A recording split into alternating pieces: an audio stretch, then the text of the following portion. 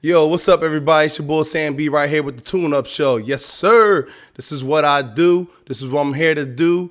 And no one is going to stop this at all. I love it. Anyway, so if you guys are familiar with my channel, I did a Halloween video on the Alec Baldwin shooting. So why was that so significant? Why was everybody talking about it? Why didn't it get as much media attention as the Kyle Rittenhouse case did? We all wonder these things, right? So check it out. I have the follow-up on the Alec Baldwin shooting, well, murder, whichever way you're looking at it. He's claiming his innocence. Everyone around him is helping him claim his innocence. So, yeah, let's see what happens. This is Alec Baldwin explaining what happened, how it happened, how he felt like it happened. And he's with George Stephanopoulos of Good Morning America on ABC. Disney, you just might copy strike me for this. But you know what? Hey, it is what it is. I got to put it out there. It doesn't matter. This is what I got to do. So you guys do what you got to do. Let's do this. Phones are off. Let me get slate. Marker, good. Great. Any more, Tony? Alec, thank you for doing this. This is so fake. I mean, you can just tell, like, you can just look at it. I mean, the man's got, good Lord, like, he's got crescent moons under it. It look like he got you know how like a dog's ears are? Like those, what's it called? The bloodhound dogs, and their ears are like so floppy.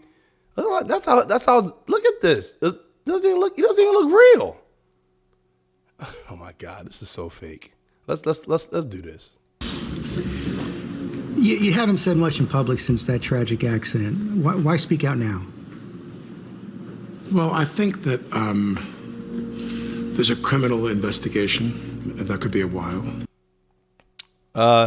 Yeah, Alec, no crap. Even you done enough cornball, crazy, stupid cop movies for you to know if there's someone that was shot with a gun, yeah, most likely it's a criminal investigation. Okay? I believe that you believe you're a lot smarter to know that. But let's continue. There's all kinds of civil litigation, and I felt there were a number of misconceptions, most of it from sources I really wouldn't concern myself about. But who would that be? The people that were there? I mean, you hear this guy? What sources, dude? It was you. You were on the set of your movie. Everybody was there. You're either scaring the hell out of people to not say what happened, or you're probably on your way to killing them off, Hillary Clinton style. Let's do this. a couple that I did concern myself about, where there were these authoritative statements about this is what happened. The sheriff's department hasn't even released a report to the DA yet. The reason I wanted to sit down with you is because I really feel like I can't wait for that process to end in February, March. I mean, I'm not asking them to speed it up for my benefit. That's ridiculous. But I am saying that they're going to do what they need to do. And I wanted to come to talk to you to say that I would go to any lengths to undo what happened. I would go to any lengths to undo what happened. I think the big question... What are those lengths? I mean, you literally... and look, I can only assume that... I mean, I don't watch TV anymore.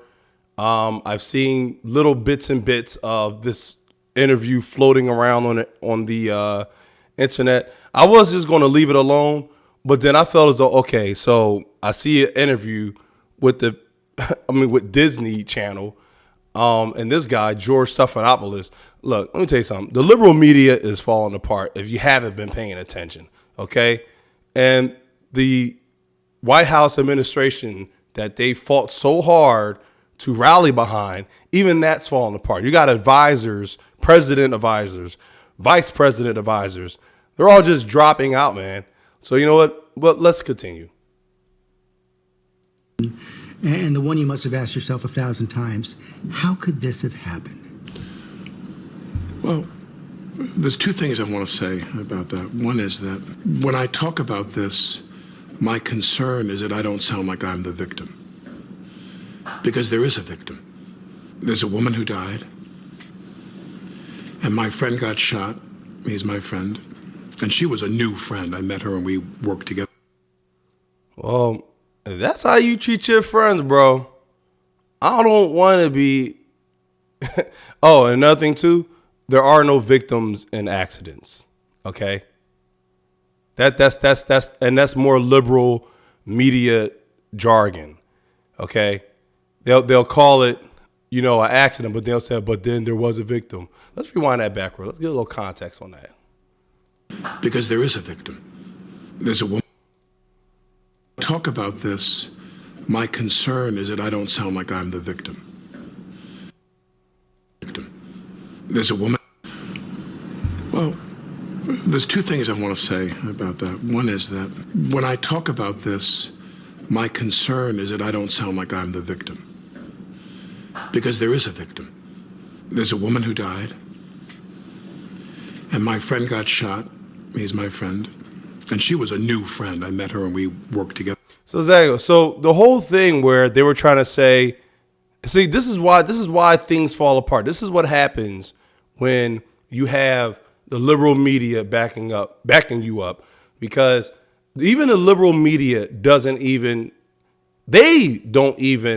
know what they're talking about. Okay? Because this whole time they've been calling it an accident, a mishap, a this, a that. Well, guess what? He's referring to her as the victim. So right then and there, there's some disingenuous conversations being had either between these two stations, CNN or ABC or whatever. So I guess this just might be ABC's way of tying this up. Alec, he gives his words of why he believed whatever he believed whenever. So yeah, this is it, guys. I didn't even want to do this, but I got to see exactly what this man is going to say. Forgive me if I keep stopping, but I really can't. Hollywood has become a thorn in my side for the past 2 years, and enough is enough. I'm sick of these people and their narcissistic, nihilistic ways, and they're able to just be on TV, fake cry their way through things, and I'm sick of it. Some of the mapping out of what we're going to do on the film, which, in the movie terms, if you go make a movie with Scorsese, you and the DP don't sit down and they solicit your ideas of how to make the film. You know what I mean? In the case of Helena, we sat down collaboratively and talked a lot about what we wanted to do in that a precious amount of time we had. But I want to make sure that I don't come across like I'm the victim, because we have two victims here. And the second thing is that all of what happened on that day leading up to this event was precipitated on one idea, and that is that Helena and I had something profound in common. And that is we both assumed the... Yeah. There's nothing more profound than putting a hole in my head. Yeah, that's very profound. And what's common is that, yeah, you were the only two involved and the third party. So yes, oh my God. See what I mean? Oh my God. The gun was empty, other than those, dummy rounds. I want to get into more detail on the day in a minute, but let's take a step back. Now you see that? What was that? Here you go. Hold on, let's see what that was. Profound in common. And that is we both assumed the gun was empty, other than those, dummy rounds. I want to get into... Look at that. You saw that fast cut? They both, here it is. Because And that is that Helena and I had something profound in common. And that is we both assumed the gun was empty, other than those, dummy rounds. I want to get into more detail. And look at that. Whatever happened, whatever he said in between him and Alina thought, whatever he said between him and Alina assumed that the gun was empty, and they cut straight to him saying, other than those little dummy rounds, whatever he said between those two sentences or two phrases, that was telling. So I would love to get my hands on this B footage. I would love. On the day in a minute, but let's take a step back. What was it that drew you to this project in the first place, to Rust? I'd worked on a project with Joel before. Joel Souza, the director. Right. He did this movie, Crown Vic, that I produced. And Joel and I stayed in touch. We're friends, and I loved Rust. He said, I want to send you this. And I read it, and I said, I love it. I love it. Here's a little three-dimensional fun fact for you. The fact that him and that Joel's, whatever his name is, worked on a movie. It was called Crown Vic. Well, Crown means Corona. All right? Crown means Corona. And, I don't know what the Vic is for, but yes, Vic, virus, a play on words, coronavirus. So yeah, that's a little, you can look into that if you want to, but believe me, it's going to come out right. All right? Corona is crown, Vic is virus. Look it up. Rust, a low-budget Western, tells the story of an aging outlaw on the run with his young grandson. Baldwin, the film's star, is also one of the producers. Very excited, very, so excited that we finally got this made, because All right, we're going to move forward a little bit because let me see if he fake cries or something. I'm just saying, I got to see this. I mean, all right. Now, mind, he's talking a lot about this girl, who she was. Mind you, this is a new friend. A new friend, he said. Oh, she was like a new friend, so, So let's continue. Move up a little bit further, a little further. All right, let's do it. Nothing about her until Joel said to me, I got her. She was fantastic. Helena Hutchins, the talented cinematographer praised by many in the industry, was a trailblazer in the field historically dominated by men. Make sure we don't see people walking around like walking around. Ready? Action. The Ukrainian-born cinematographer quickly gelled with Baldwin. The people who watched The Daily said that her work was beautiful. She was someone who was loved by everyone who worked with and liked by everyone who worked with and admired. Beautiful. She was someone who was... Before I get to the crocodile tears he was about to conjure up with his warlock ass, what kind of pants are these that Helena's wearing? Seem a bit military-ish. Love. Seem a bit military-ish, even down to her hairstyle, a bit military-ish. I speculate who this woman really was. And why are they showing these video clips of her now? No one ever knew who the heck she was until they said who she was. I want you to peep the military-ish hairstyle and the military-ish pants. I wonder who she really was. Because see, I don't put past this Hollywood elite. She was rumored to have been about to make a documentary on the Hollywood pedophile ring. All right. And this was, I think, months from now, where I think maybe she was almost done it or she was about to start it. And it was supposed to have been a hush-hush project. But I'm just now seeing this for the first time. And trust me, I have to, I'm really wondering who she was. All right, let's continue. Loved by everyone who worked with and liked by everyone who worked with and admired.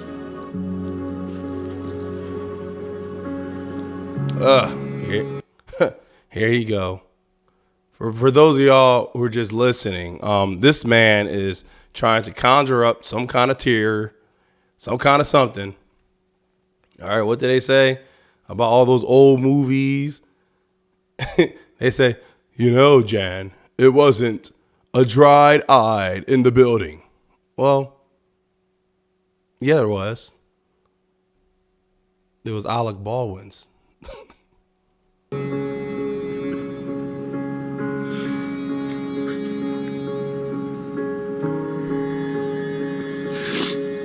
Sorry. The hell?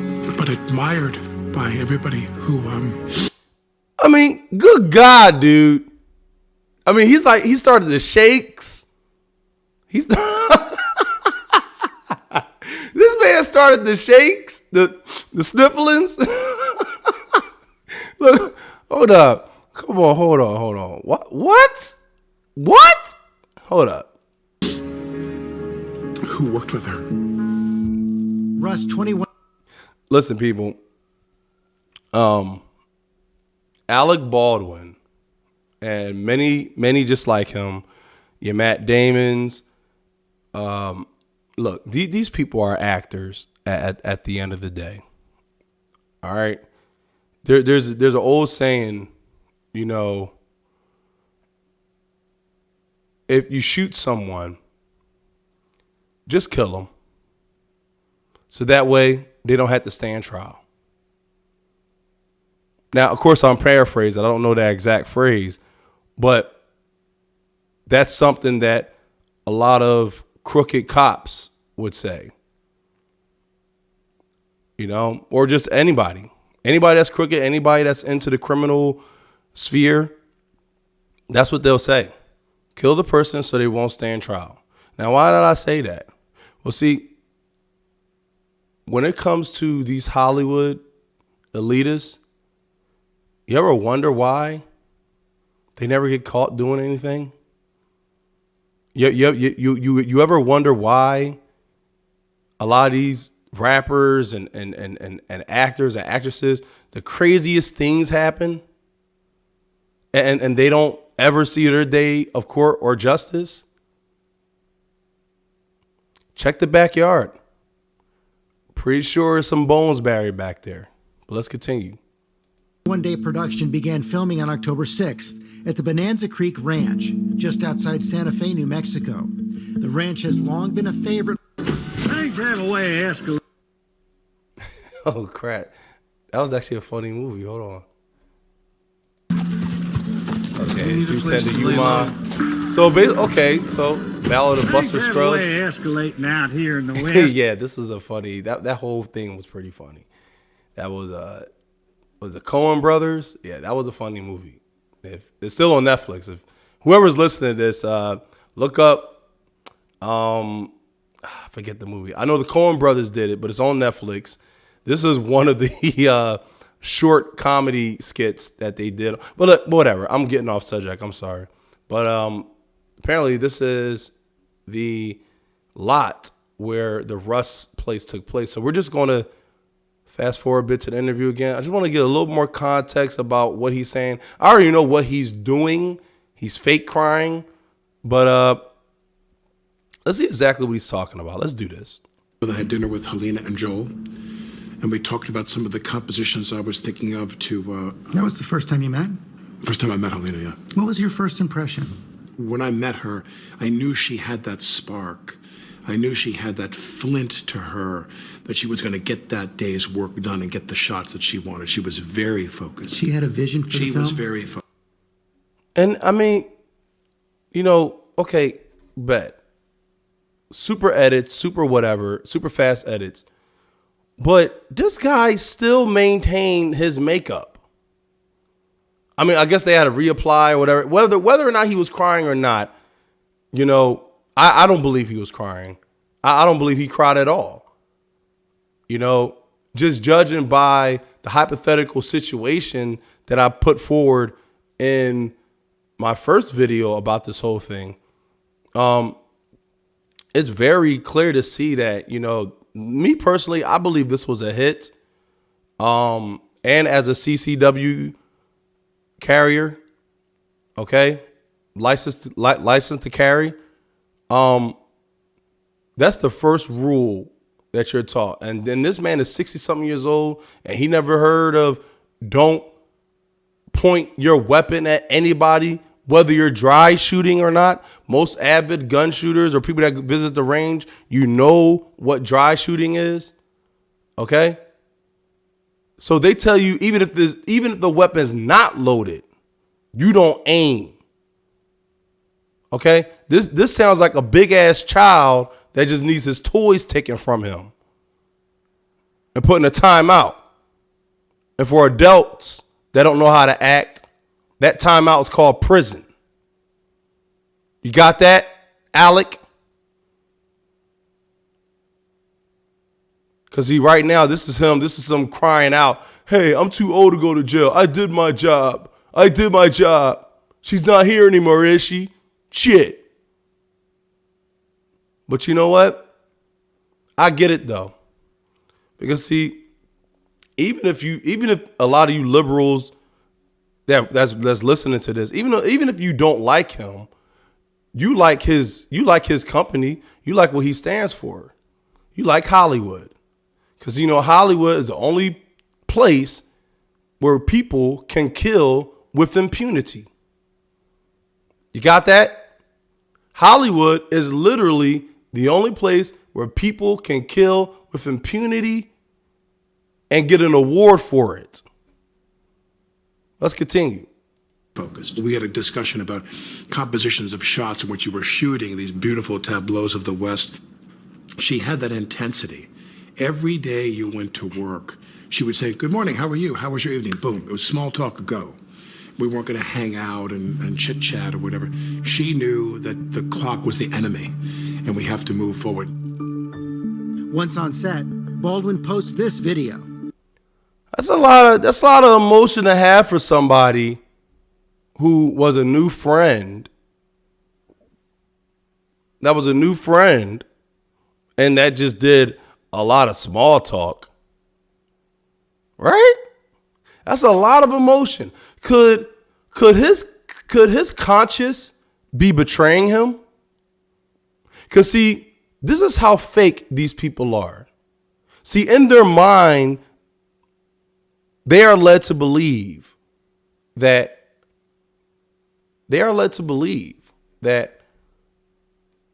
a person, that they have to feel this empathy. They have to feel this sadness. They have to conjure it up. They believe that for anybody within their vicinity or proximity of even knowing to smell, do even having a privilege of smelling their breath, okay, they believe that in their minds, it could go over easy to cry upon their death or demise. Right? But right here, he just said that she was a new friend and that she did small talk. That's what I'm trying to say. And now, so let me ask you something in this. Let me ask you guys something. Would you cry over somebody like that? Would you have that range of emotion about this person? If they were just a small talk person, they didn't really talk to anybody? Would you? I don't know. Let's see. I want to say, I look at myself in the mirror, a reflection of this, and I'm really kind of appalled. It's appalling. We're here shooting a film. We start tomorrow, and no, I'm not playing Santa Claus. On the 12th, I had a safety demonstration with Hannah Reed, the armorer. 24-year-old Hannah Gutierrez Reed, seen here in photos by thedailymail.com, was hired as the film's armorer, in charge of all weapons on set. The daughter of a famous Hollywood armorer, Russ was only her second film in this role. She spoke. There they go. You see that? You see how they're already building up the excuse for her? Right? You see that? Yeah, they're already building it up.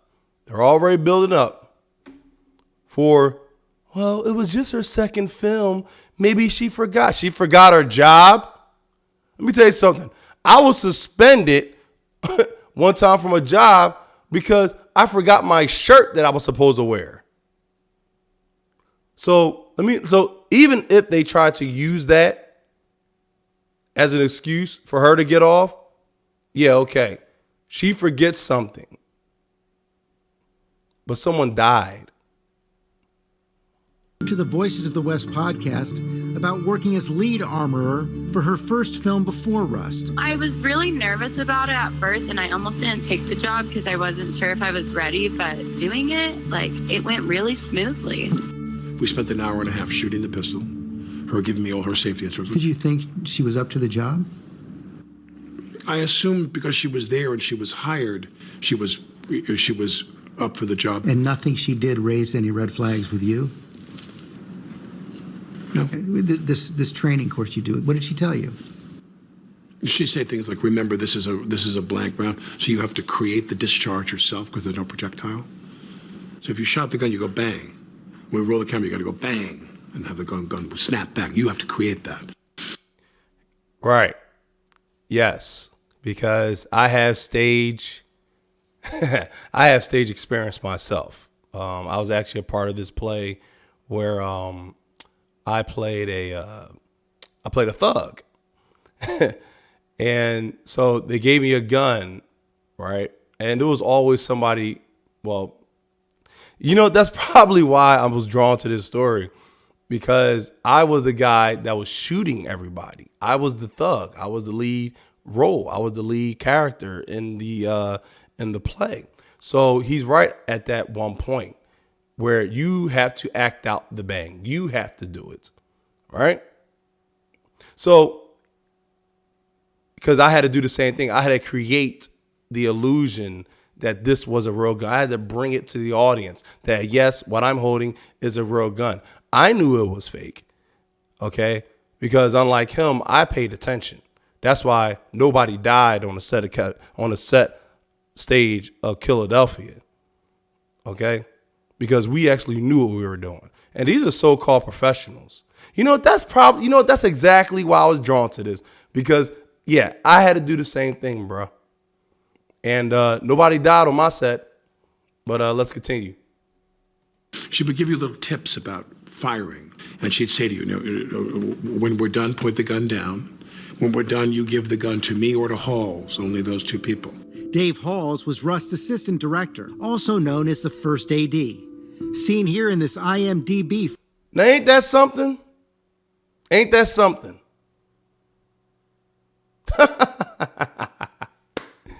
Now they're saying that she said you could give it to the AD. And that's what the AD gave the gun to him. And okay, we get it now. This is how they build the narrative. They do it on TV so that everyone can see it, and whoever's involved, they get the story. Let me tell you how sneaky these people are. This is how sneaky they are. They have to set it up on TV first. They have Alec Baldwin laying the groundwork. It's basically you're getting your directions from the TV. It's another MK Ultra mind control aspect of Hollywood. Okay, a lot of people. Look, I know this sounds crazy, but I'm telling you something. If you're looking at what I'm looking at, you're seeing what I'm seeing, you're hearing what I'm hearing, believe me, this AD, this assistant director guy, and that armor, they're getting their directions. I guarantee you, dollars to donuts, when these two people have their interview, I guarantee you it is going to be in lockstep with what Alec Baldwin is saying. I kid you not. And you heard it here first from the Tune Up Show. Photo. He was responsible for keeping the production on schedule. Sometimes we would be on a set that was a very, very cramped set, and they wanted people in that room on an as-needed basis. If I'm holding the gun and they say cut, I then hand the gun to Halls if she's not there. Yeah, why Halls, not Hannah? Some people have said that only the armorer should be handling it. No. That's inaccurate. Meaning in the protocols of the business, meaning Hannah would to hand me the gun 99%. Wow, another fast edit. Because he probably couldn't get his lies straight. Yes, you numbnut. The person that is in charge of the gun, it's on every set. It's on every Hollywood set. The person that's handling the guns, that's the only person you're supposed to talk to. You understand that? Otherwise, somebody still be alive, wouldn't it? Wouldn't they be? They would definitely. Yeah. Okay, buddy. Yeah. You got it. You got it, man. You got it, Alec. You got it, bro. So look, I'm going to stop it right there. That's part 1. I'm going to do part 2 probably later on today. I just felt like I needed to get the ball rolling on this thing because it's a lot here, guys. It's a lot here. So look, that is, I don't know what the title is. I know it's part 1. So the title will come. So that's the Tune Up Show. I'm Sam B. I holla. Peace.